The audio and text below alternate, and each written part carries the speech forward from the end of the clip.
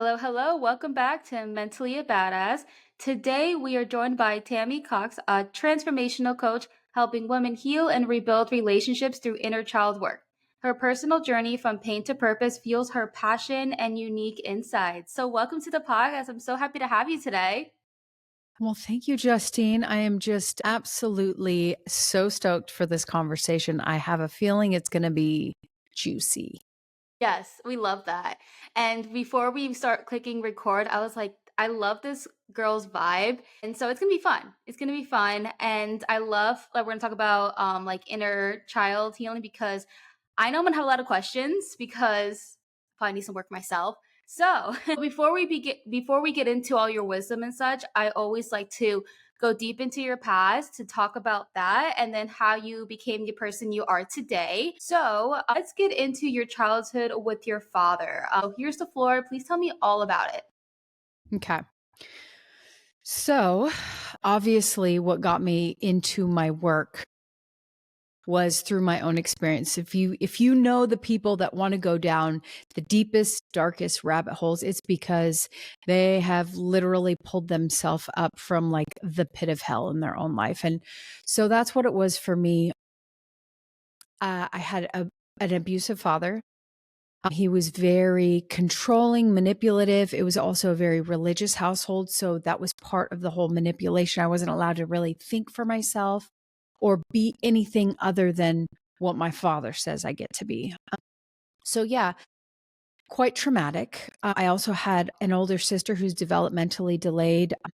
Basically, we lived in a very violent household. There was violence everywhere, and it was normal for me. So when I would go to school or out in the world and I would put my hands on people and they'd be like, "Whoa, what are you doing? You can't do this." It was very shocking to me because in my home, that was just normal. And so then fast forward till age 11 when I find out that my family has this humongous secret, that my father had AIDS. And about a month later, my dad passes away. And this was super complicated time for me because not only did I love my father and I felt like sadness, right? But then I felt relief because even though I loved my dad, he scared the absolute shit out of me. And so then I had all this shame. I felt shame that I felt relieved about his passing. And so this kind of casted me into my teenage years where I was just like a roller coaster, up and down these low lows, and deep dark depressions because I had so much anger. I was so angry. I was angry at my father and my mother for not protecting us, and I was angry at God, whatever that thing was. And then I was so angry at myself. Really, when it came down to it, I had so much self-hatred. And so I spent my high school years just pretty angry, right? And then I get to about 19, and this was where I had my first kind of like, I don't want to live like this anymore experience, where I really came to the end of it and said, I can't live with this pain any longer. What am I going to do about it? And I had a few moments of this throughout my life, but the first real one was at 19 where I decided I was going to heal. And I didn't know what that was going to look like, right? And so this took me into years of like, you name it, talk therapy, the books, the religion myself, the retreats, the everything, right? And things would get a little better, but then they'd go back to, the old ways. And so I had just this real inner struggle for many, many years. And then at 26, I became a wife and a mom. Well, I became a mom to my first at 26, and then all my triggers started going up. Everything I thought I just sort of would tuck away in the past and, keep on a box somewhere, all the alarms started going off, and I was triggered like constantly. And I also looked at this little baby and I said, I do not want to fuck her up the way, you hold your baby in your arms and you just love them so much. And you're like, I don't want them to experience all the pain that I had to experience as a child. And so it was in that moment, I think, that I was really like, I have to heal this. And so my journey kept going, looking for something to fix me. And that's when I started getting into the trauma work much later. Obviously, I went on to have a couple more kids. I have 3 daughters. I went in to have more kids and just trying to figure out how to fix me. And it really wasn't until I started digging into those old wounds. I had to treat those old wounds that are festering within me for all those years. And obviously, once I started doing the inner work, I started to transform me. My marriage transformed. My family dynamic changed. Every relationship that I was involved with got better. Some fell away, which is part of the healing journey. But I then realized, like, this is the gift that I get to give to the world, right? I want to bring this to everyone. Like, everyone needs to heal. When you go from like being so tormented to this like peaceful state where you get to like you're just a completely different person. I knew that that was like my calling in life. And so that's what I do now. I get to take people from, that being just in so much pain to this beautiful inner healing. It's my great gift to the world.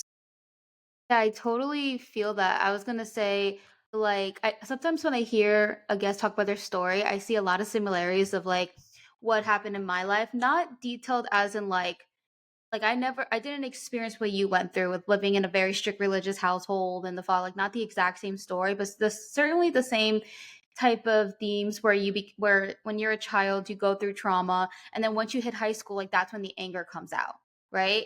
And then after that, like 19 was pretty much the age that I was thinking to myself, I'm like, okay, I need to do better. I need to move away from being like this angry girl who put herself into bad situations. So I totally relate to you, and I can't wait to get more into that. But I do want to take a little bit of a step back, going back to your childhood. Something that you said that I want to ask on, you said that when you put hands on people, they said like, why are you doing that? Like, what do you exactly mean by that? Like you were touching them? Like, I just want to just kind of clarify that part. Yeah. Well, okay. So we all are raised in a home, right? And we think whatever goes on in that home is just normal for the world. That's how everyone operates. So when I mean putting my hands, I meant literally, sometimes it was in a physical, violent way, like, you're not doing what I want you to do. So it was in a violent way, but sometimes it was just like, hey, how you do it? We just were a very physical family.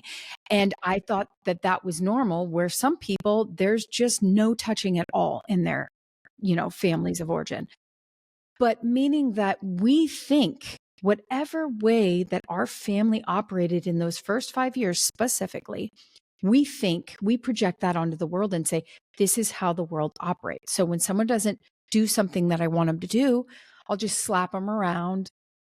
I'll get in their face. I'll intimidate them, whatever. Intimidation was more what I learned in my house. So that was the way I operated, because that's the way we operated, right? So, yes, not in probably other ways that you could sort of take those words of the Yeah, physicality. I just didn't know exactly what you meant, if that meant something kind of like not a metaphor, but just like meant for something else. So when I thought hands on, I was like, oh wait, so you physically like touch them if you yeah, like that's what I was asking. I don't know if there was a certain like saying that I was missing or I just needed to like clarify on. So that's why I asked that. Where did you grow up? Where? I grew up in San Diego. Okay, that's cool. I hear San Diego is like the one of the best places to live, like health wise. Is that true? It's different now. Growing up, it was great.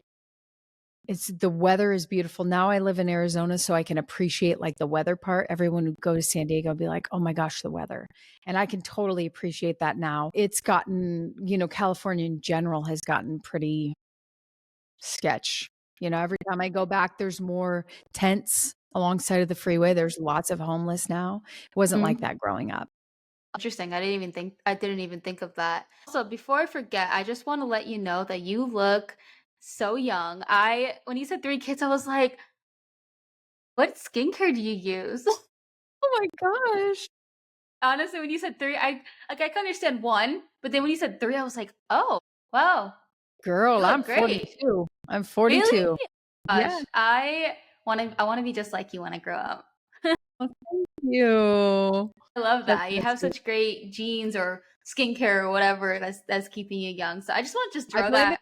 I blame it on the healing. I think the healing does it because as within, so without, it's like when we start to deal with our shadows, Mhm. what happens is like we let more light into our physical field, you know? So Oh, it's like it illuminates parts of us. Like I've taken people through processes and at the beginning of the process they're like more dark huh? in their energy and then at the end it's almost like they're glowing because we just sort of like beamed a flashlight into their subconscious and it just like radiated out of them. God, I love that. Like I've noticed that people who okay, I'm gonna give an example, and it's going to be my mom. So my mom is having like she's in one of her like episodes, like deep depression. She looks like she's like 70 years old or 80 years old, right?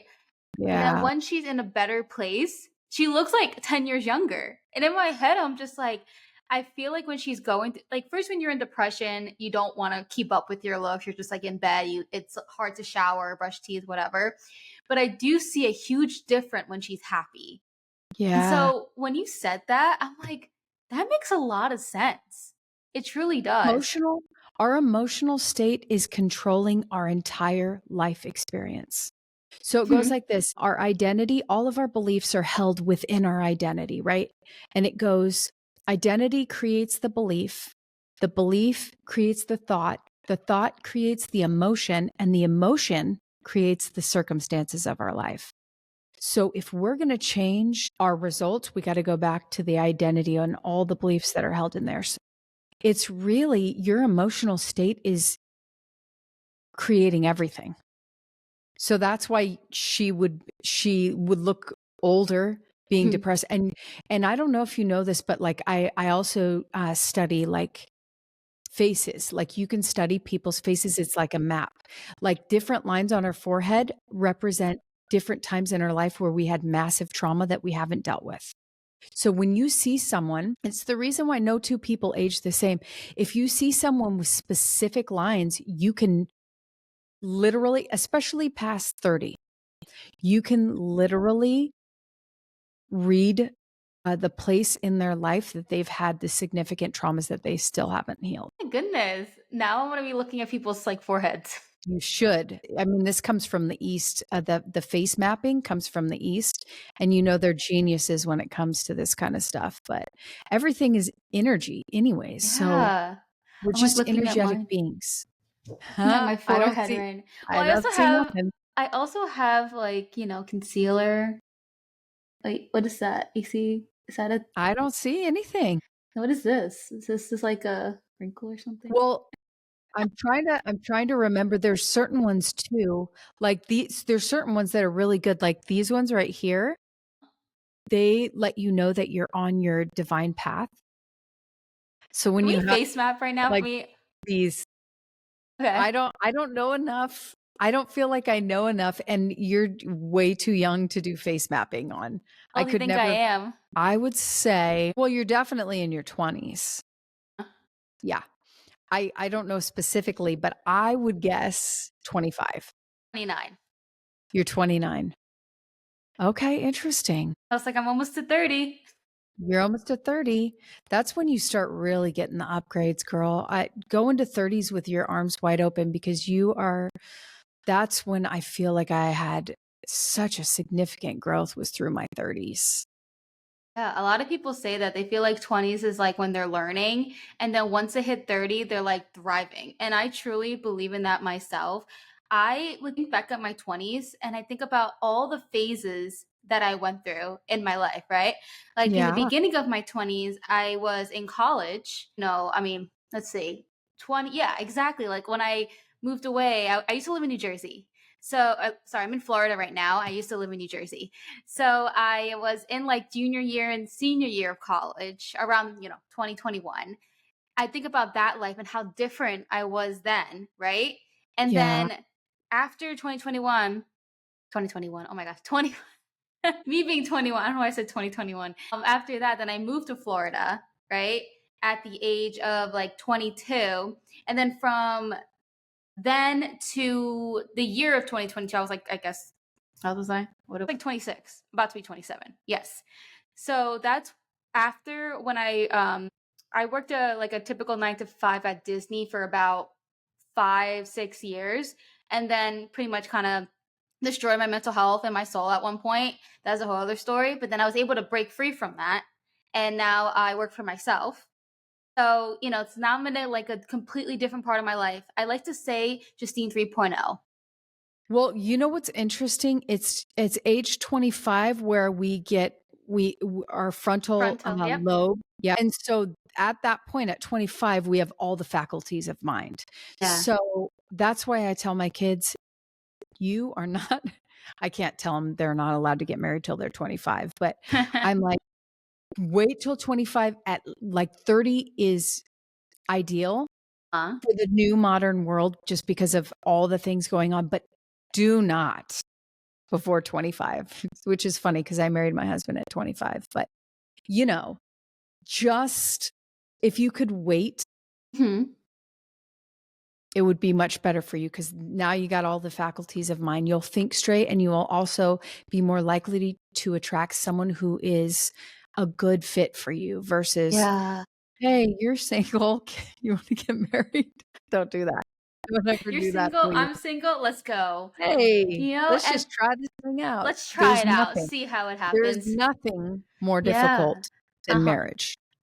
I'm sure. I mean, I'm Nothing. not married, but I'm in a committed relationship right now. Almost, got to be it's gonna be 3 years in about a couple months.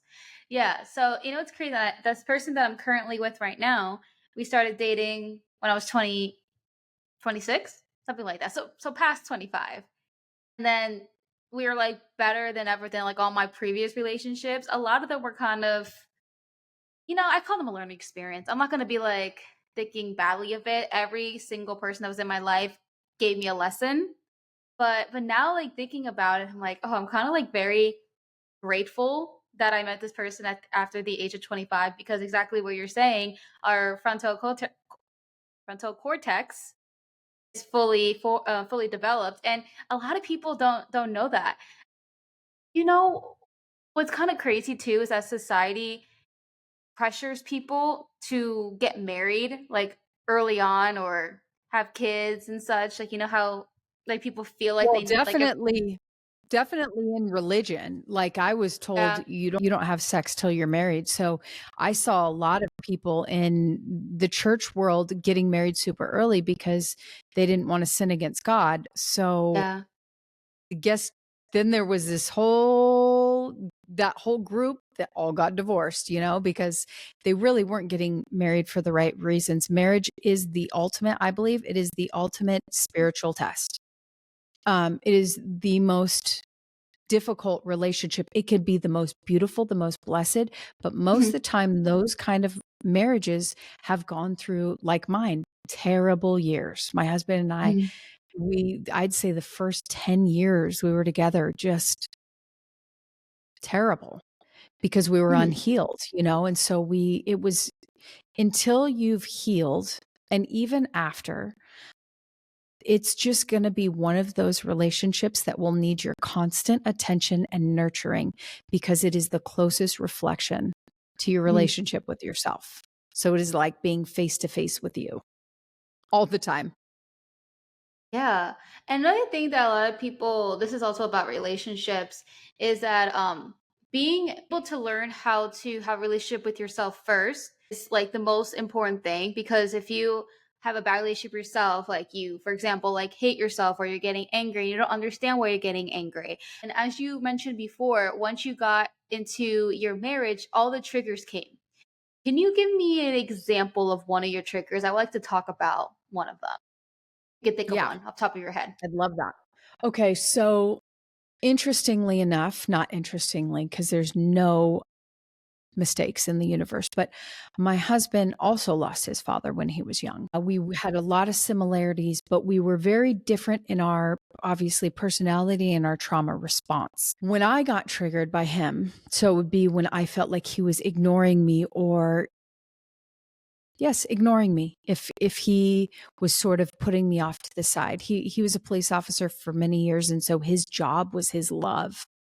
He just loved what he did, and that was, like, his passion and stuff, and I was, like, way down here on the list as I perceived it.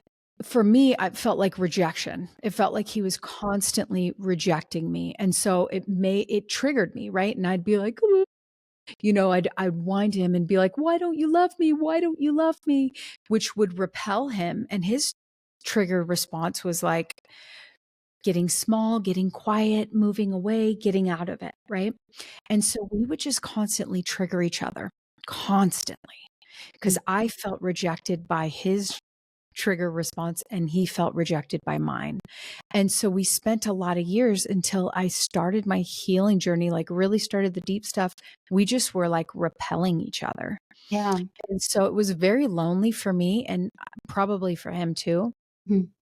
But yeah, I would get that was a huge trigger for me. And then now that my kids are older, I have different triggers because I have Mhm. two teenage daughters. So now it's like when they when I perceive them disrespecting me or talking negatively to me, I just kind of, I've kind of flip out. And the way I act when I get triggered, because what happens is we're really stunted by our 4-year-old self. When I get triggered, my 4-year-old self comes out and she has a temper tantrum.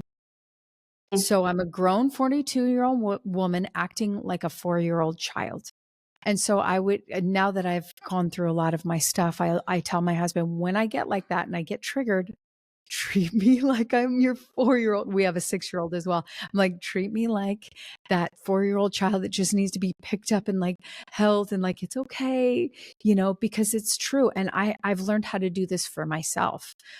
But yeah, that I resort back to that little child within me who just wants so desperately to be loved and feels rejected. So it's so powerful when we understand what our triggers are really telling us because your triggers are not bad.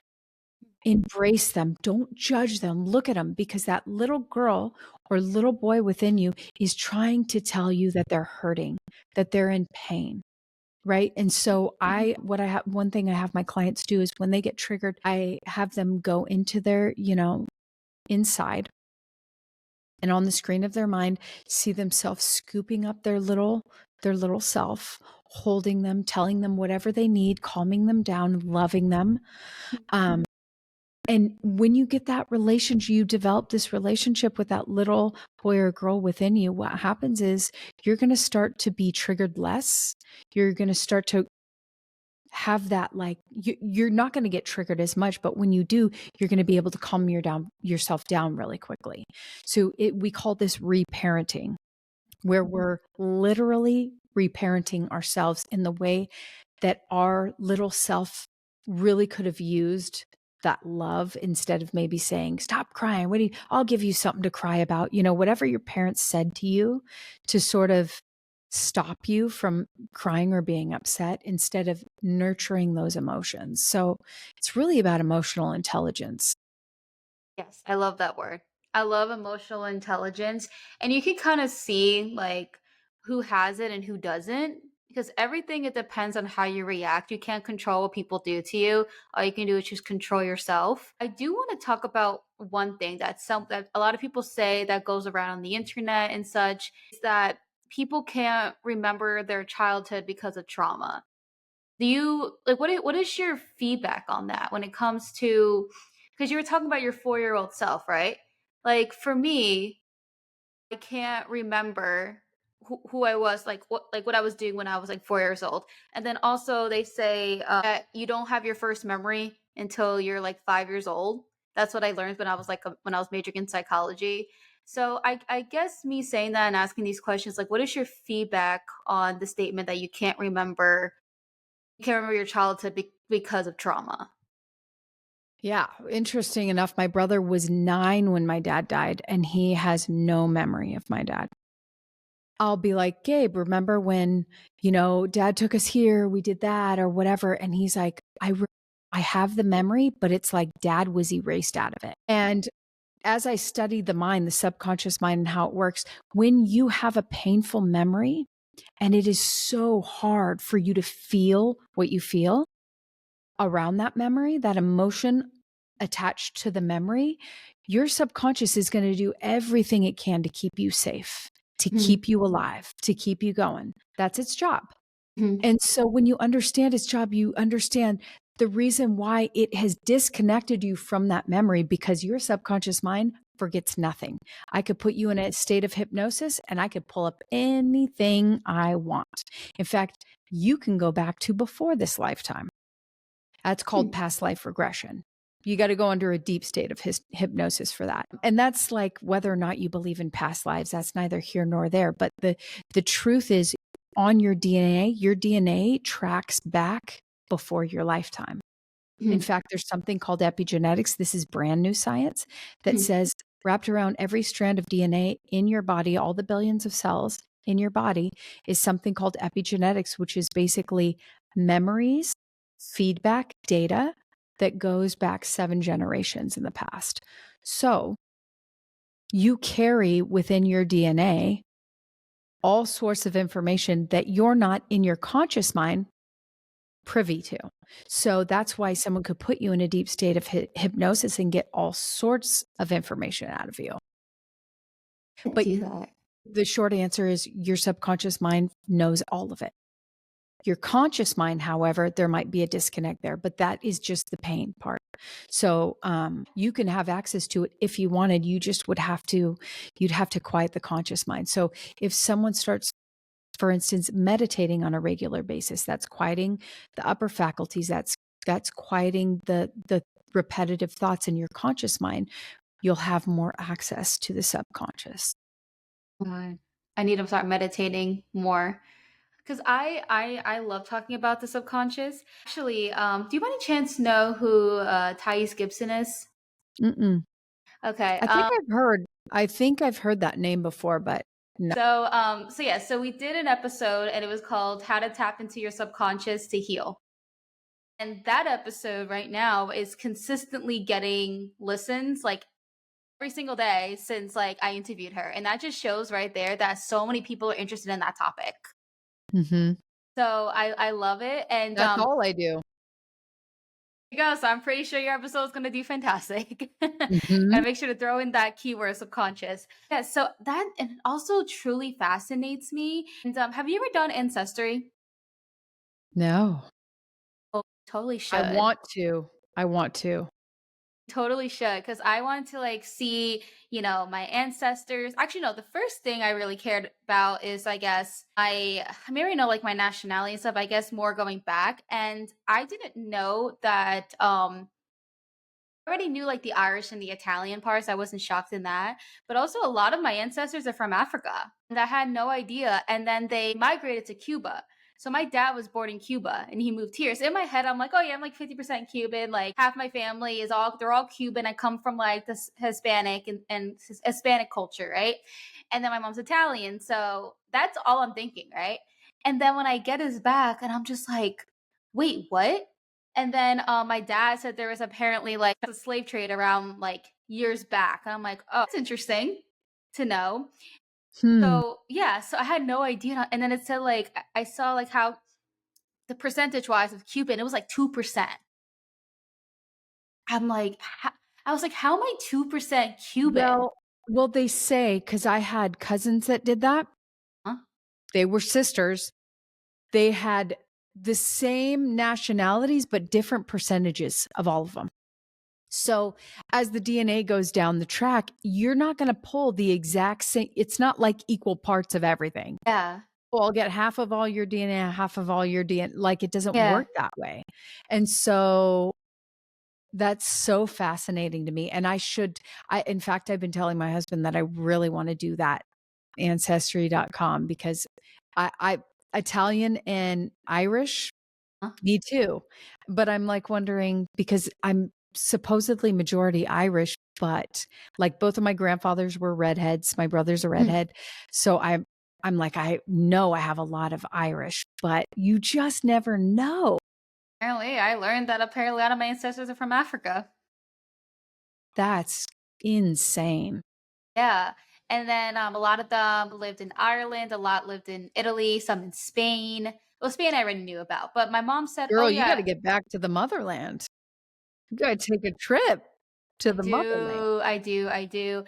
You know why? You know why? Why? 'Cause of the power. It's energy, girl, it's energy. I totally like agree with you on that. Um, so another thing I want to tell you, this is kind of like spicy. So I was literally like one day, a couple of hours, I upgraded my ancestry account for a couple of months because I wanted to really get documents from the past that they can find my ancestors and such. And these were dating back to the 1700s. And I saw one death certificate. Apparently, I guess like my great great great something grandfather had, I think he had a heart attack from what it looked. It was kind of hard to read because you know how they used to write back in the day? It was like scribble scrabble. So I was trying so hard to read it. So and also like a lot of my ancestors were just like poor village people apparently. Then there was this because you can see like the whole like family tree based off of all the documents. And then there's this woman named Bridget, and she is my like great great great great great grandmother, right? And then I was looking through all her like I saw all the kids that she have and such, and then I guess you know the father of those children, right? And then there's these two brothers, and I saw that Bridget had 8 kids with one, and then one kid with the other. And I was like, am I seeing this right? Right? And then so I'm like, wait, what was going on in this village here? Right? I'm like, what?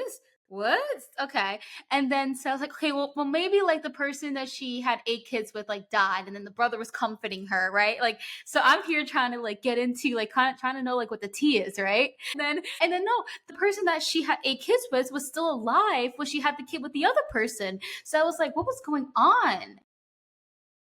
Ooh, Bridget was a spicy little thing.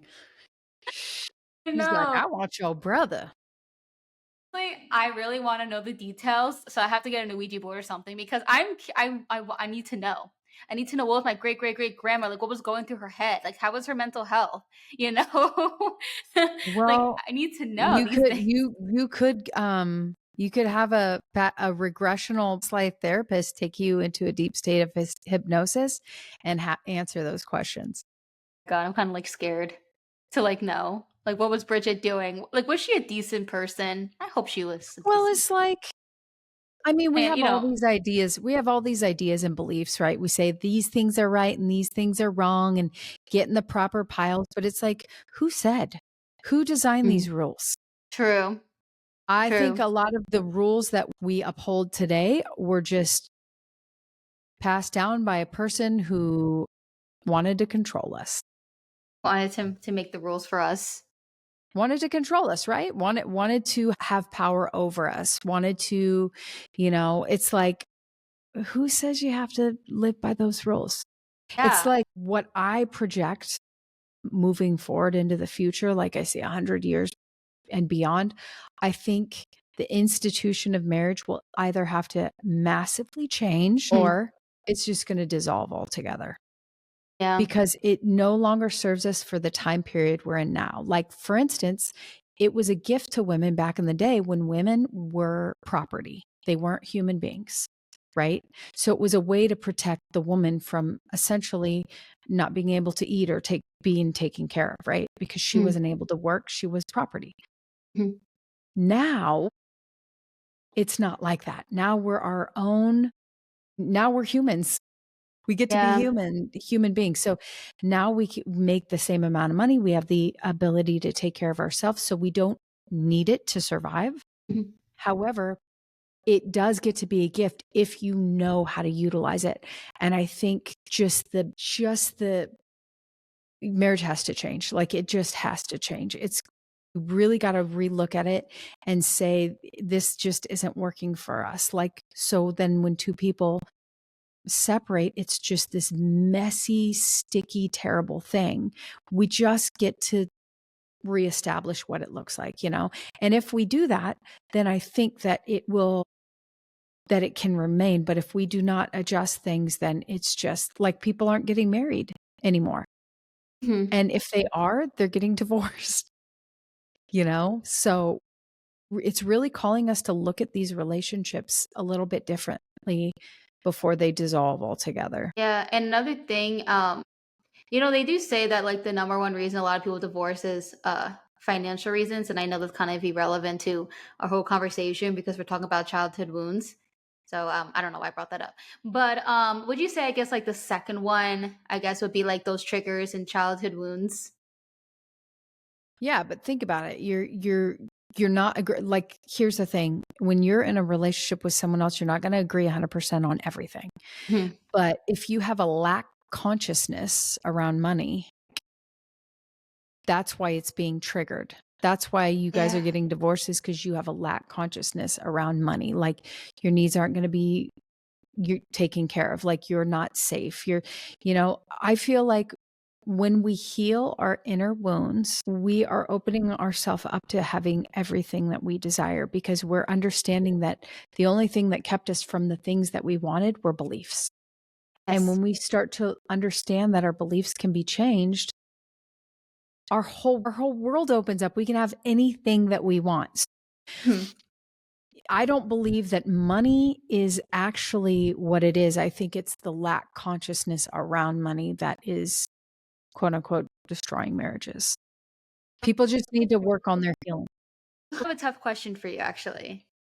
So, what is your opinion about a lot of people can blame their like money problems and how their life is and how hard it is. They blame like the government. They blame like society, like anything that's outside of like the individual. For me, like I feel that we need to be accountable for our own life. That's one thing. But what is your like opinion? Because some people would say like if you're talking to that particular person who believes it's like the government's fault for everything, right? They would say to you after you said that to them, being like, well, a lot of people have different like circumstances. Like not everybody can reach to your level, and like people have this type of attitude. So what would you say to that person? Well, what do you say to someone who sees themselves as a victim? Yeah, it's a better way of asking Okay. that question. No, it's so true. It's so true. And it's funny because whenever I start working with a client, just like myself before I started my healing journey, I was a victim. I thought Mhm. like a victim. Life is happening to me. They're all getting up, like all this stuff is coming at me. You see yourself as the victim. And there's nothing wrong with that, except as we start to dig into the wounds, we realized that we created our whole life because our beliefs ultimately are creating our life experience. So until we take radical, complete, whole responsibility for our lives and say, I created all of this. And I understand it's a hard pill to swallow. It is a pill I did not want to swallow myself. Mhm. It's a big ass pill and you don't want to swallow that. I get it. But until you swallow that pill and understand that you created it all, then you can't create the new thing. You are powerless to create the new circumstance. So you got to swallow the pill and say, okay, I created it. Cool. I'm very powerful. And since I created all that, what would I like to create new for myself now? So I'd say that that's the way that we are designed to think before we go through our healing journey is that Mhm. we are the victims to life versus I am the radical creator of all of it and I own it. I own that I created all of it, all the shit, all the beautiful stuff, every bit of it. Once you do that, I promise you, you will be so empowered to now create from this awareness that you're doing it. Yes. Before you're not aware, right? When we're little kids, for instance, we call these commands. I like to bring this up in all my podcasts because I feel like it just will change everything for you. When you're in a high state of negative emotion, trauma, what happens is a belief comes up. And in that moment, that belief gets stamped onto your subconscious mind, which becomes what we call a core, and we call them life commands, which are the dominant negative beliefs that have been creating the majority of your life experience. So for me, and by the way, we have life commands about ourselves, about life, about men, about women, about marriage, about love, like you name it, we have beliefs around everything. But those commands are stamped so deeply on your subconscious that when we go back into your early childhood traumas, those commands are going to come up on nearly every one of them. So Mhm. mine were, I'm unlovable and I'm not important. They were on every single one of my traumatic events. So to know that is really great because then you get to look at it and say, okay, this is the belief I created when I was 2 years old. Mhm. Neutrally, you cannot judge yourself for doing this because we all do it. But you get to look at the command and say, okay, I made this true in all these relationships all throughout my life. Would I like to keep this belief? No, I don't want to keep it. It served me up into a certain moment because our trauma does. Our Mhm. commands serve us. But then once we identify them, we shed the light on it. We now have this new, beautiful opportunity to say, I don't want it Mhm. anymore. Hopefully that wasn't mine. I don't want that belief anymore. And I choose to create what's the new belief I want to hold. I am love. I am pure liquid love. I could be only love because I came from the source and the source is love. Therefore, I am love. Therefore, I can be nothing but love. Right. Mhm. So we get to reprogram our own subconscious mind now that we know all the shit that we've been tracking all of our life, right? So it's very empowering, but I don't think most people do it unless they have someone holding their hand through it. I needed Mhm. someone to hold my hand through it, just like I hold my client's hand through it. I'm taking them step by step because sometimes it feels scary for them to go back to those old moments by themselves. I go with them. I Yeah. say, "Here, hold my hand, we're going, and I'm gonna protect you, I'm gonna keep you safe, and we are going back there." So, I don't feel like most of us do it because, A, we're too scared to see what's in there, and we think it's gonna make it true for ourselves. 2, we don't wanna ask for help, we don't wanna say, "Hey, I'm gonna pay you, help me." And then 3, it's a difficult road.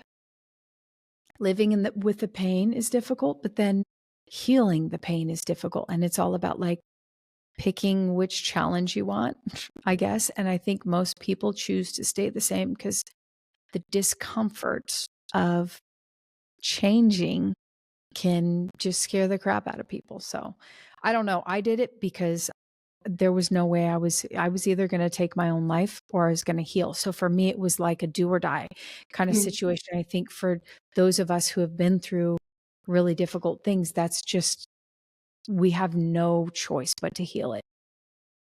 Some Yeah. don't. Some do take themselves out.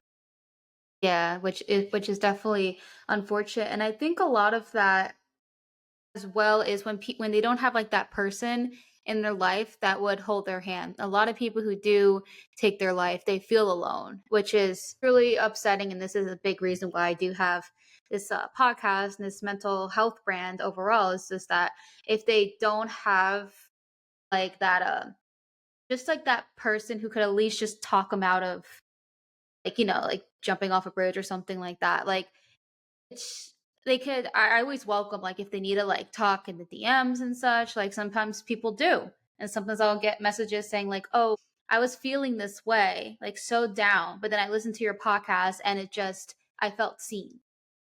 So, yeah, so I totally get where you're coming from on that. So I want to, even though we did kind of talk a lot about what you do throughout this whole episode, but I always like to talk with my guests, like more just like focus on exactly what you do. So, yeah, so can you tell me like exactly, I guess, from like start to finish of what people could expect from like what you do as a transformational coach? Yeah. So the first thing I do is we look at, okay, what areas of your life are not working for you? A lot of times it's in their love relationships. I'd say that's the biggest pain point I get. So we say, okay, cool. Let's look at these patterns. And we look at the patterns that they've created in their love relationships, for instance.